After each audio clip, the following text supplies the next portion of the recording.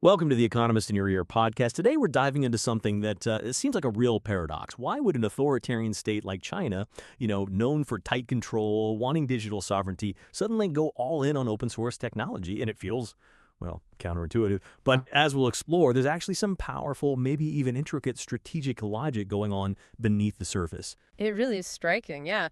And maybe just for context, for anyone not deep in the tech world, open source software, it's basically foundational. Think about things like Apache or Nginx, they run most websites. Linux powers countless servers, even your Android phone, Kubernetes, that manages complex cloud stuff. The whole idea is the software is free, the code's open, and this global community keeps it going, improves it.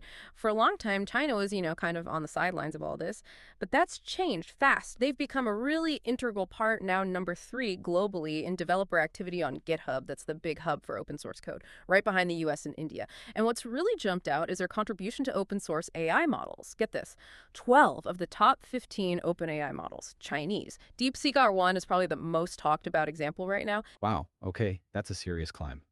From the sidelines to a major player, just like that.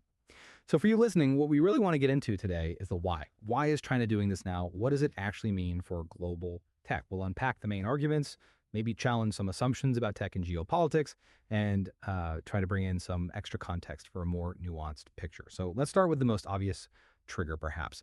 What's the immediate push for China's big open source focus right now? Is basically a reaction to geopolitical pressure, the UX export controls, hitting things like advanced chips, cloud services. Oh, absolutely. That's definitely the most visible driver, the most pressing one. Those U.S. restrictions, they've totally turbocharged China's interest in open source. It's undeniable. You even had Huawei's founder, Ren Zhengfei, saying publicly that thousands of open source projects could be the answer, the antidote to U.S. restrictions.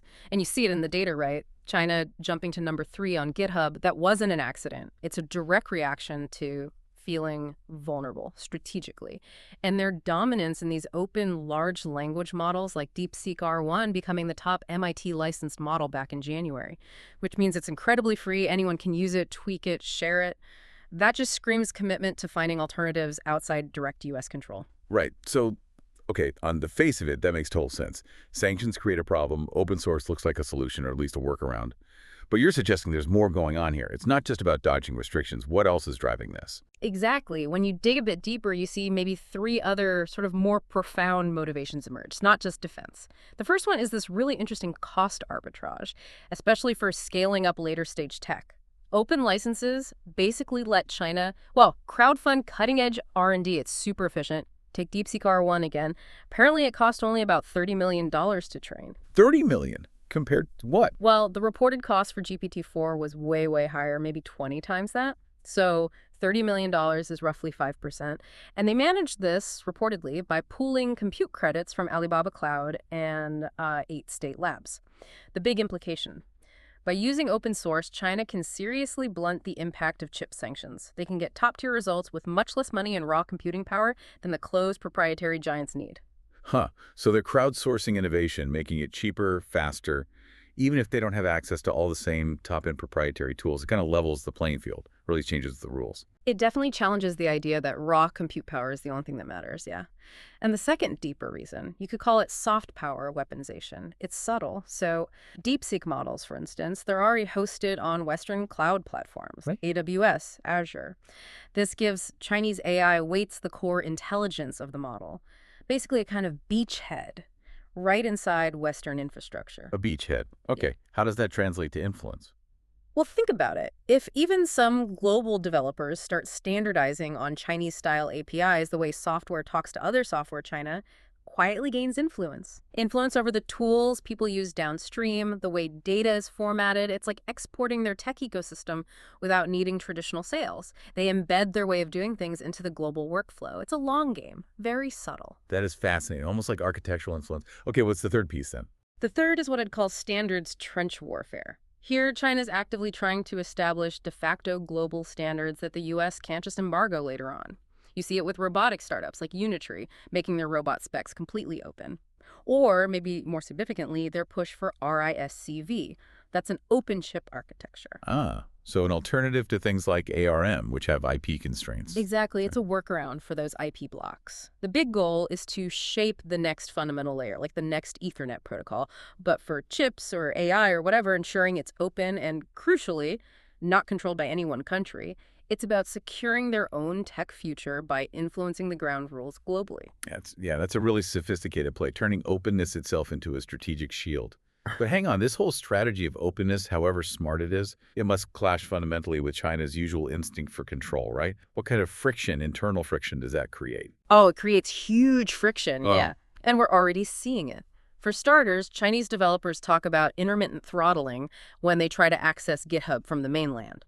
There's this background worry about a future access cliff. Yeah. And remember Gitty, China's domestic alternative. Back in 2022, they brought in mandatory pre-review for projects. A government review before code goes public. Right. And it basically turned Gitty into a ghost town. The big, important projects just stayed on GitHub, even with the hassle of using VPNs. Then you've got the AI safety rules. Open models released inside China have to filter content. The government doesn't like anything that could damage social harmony. So if someone outside China forks that model, they either have to strip out all the China-specific censorship stuff or just accept it. It creates massive headaches for collaboration and trust. Right. So they want the free-flowing innovation of open source, but they also desperately want to control the narrative and the information flow. It's walking a tightrope. A very difficult tightrope, yeah. And every time there's a crackdown like that GitHub scare in 2021, or when they blocked the Hugging Face platform in 2023, it makes global collaborators nervous. People start hedging their bets, maybe pulling back a bit. This tension between innovation and control is constant, and it directly affects how well their open source strategy actually works globally. Okay, that internal dynamic is key. But looking outwards, how much can Washington actually do to, shut this down, given how open source just spreads? That is the million-dollar question, isn't it? And the practical limits on Washington seem pretty significant. Think about banning Chinese users from GitHub. Okay, but developers can just mirror the code elsewhere, use VPNs, switch to self-hosted options like GitLab. Trying to ban it could even backfire, the Streisand effect, where trying to suppress something just makes it spread faster. Right, okay. What about RSCV? Can they restrict collaboration there? That's incredibly tough, too. The core specification, the ISA, it's an academic public standard. Export control lawyers admit trying to put a blanket ban on it is near impossible to actually police. It's like trying to ban math. The knowledge is just out there. And AI models. If they put the weights on the entity list. Again, enforcement gets really tricky. Models can be re-uploaded, shared via torrents, retrained from earlier checkpoints. It turns into a game of whack-a-mole. So the bottom line seems to be Washington can definitely slow down the flow of hardware, the physical chips, but stopping the bits, the software, once it's open sourced, much, much harder. Very limited leverage there. Okay, so if the tech is potentially really good, cutting edge even, and the cost argument is strong, like you said, why isn't the rest of the world just jumping on board? It seems like it should be a no-brainer for a lot of companies or developers. Yeah, you'd think so, wouldn't you? But this is where we hit the real bottleneck for global adoption. It's trust, not the code quality itself. First off, just basic security optics. Talk to CISO's chief information security officers at big Western companies. They worry about hidden back doors in Chinese AI weights. It's less about finding bugs, more about the perception of potential state influence or deliberate vulnerabilities being slipped in. Okay, so a trust deficit on the security front. What else? Then there's the sanctions risk. CIOs, the chief information officers, they worry that some future U.S. government order could retroactively hit Chinese origin software. Even if it's released under a super permissive license like MIT, they fear being forced into a costly rip and replace later. That's a huge business risk they have to factor in. Right, future political risk. Exactly. And finally, there's this feeling of an uneven playing field, what you might call a reciprocity gap. Western open source projects trying to operate in China often face hurdles. Think great firewall delays, keywords getting blocked, maybe intrusive IP audits. It just doesn't feel like a symmetrical collaboration. So it's not really about the tech itself being bad, but more about the surrounding lack of trust, legal uncertainty, and just practical difficulties of working together fairly. Precisely. Until China can offer, stable legal reciprocity, treating foreign projects the way its projects are treated abroad, and really credible transparency, like maybe reliable code signing. Until then, a lot of foreign companies are just going to sandbox Chinese open tech, use it very cautiously, or avoid it altogether, even if it looks cheaper or performs better on paper. It's a rational risk calculation based on geopolitics, not just tech specs. That makes a lot of sense. Okay, so given all these moving parts, all this complexity, where do things go from here? What do the next few years, say 2025 to 2027, likely look like? Well, we can probably sketch out 3 potential scenarios. The first, and maybe the most probable, is what you could call a hybrid detente. I'd give this maybe 3 stars out of 5. In this picture, Chinese code keeps flooding global platforms like GitHub, but Western companies mostly use it carefully, maybe only in non-critical areas. China, meanwhile, kind of tolerates GitHub access, maybe through quiet back channels without a full outright block. The thing to watch would be if they keep throttling access sometimes but don't completely shut the door. Okay, so a sort of tense, slightly wary coexistence. Everyone uses the good stuff but keeps their distance. What's the next possibility?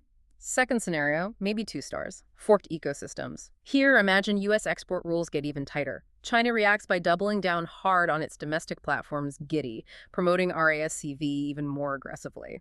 And what emerges are kind of dual-stack tech environments, different tools, different standards, catering to different geopolitical spheres. The trigger for this, any big U.S. move to actually list RASCV groups or seriously clamp down on collaboration would probably accelerate this kind of split. A technological decoupling, essentially. And the worst case scenario if things really go south. That would be a state clampdown. I'd only give that 1 star, hopefully less likely. This could be kicked off by some big domestic data leak or a security scare inside China. The reaction. The state decides it needs total control and enforces pre-publication review for all open source code going out. Wow, that would kill innovation. It would absolutely stifle it, yeah. The bureaucracy would be immense. Signs you'd look for, things like mandatory registration for AI model weights, maybe even needing special approval, like an exit visa, just to push code to GitHub. This scenario really highlights that core tension we talked about, where the state's desire for control ultimately overrides any benefits they see in openness. What a fascinating tangled web. It really seems the core takeaway here is that China's big push into free tech isn't really about generosity. It's much more like geostrategic Aikido, using the West's own open philosophy as a way to defend against sanctions and wedge their own standards into the global system. That's a great way to put it. Aikido, using the opponent's momentum. But yeah, that strategic brilliance runs headlong into China's own deep-seated instinct for information control, for state oversight. And the final result, does this become a genuine new engine for their innovation, or does it just fizzle out into another walled garden like some other Chinese tech initiatives? It really hinges on whether they can manage to keep their code genuinely open for the world, while also making it acceptable to the controllers back home. It's a massive gamble for the future of global tech. So for you listening, navigating this really complex landscape where tech and geopolitics are so intertwined, maybe the smartest approach is engage, but verify.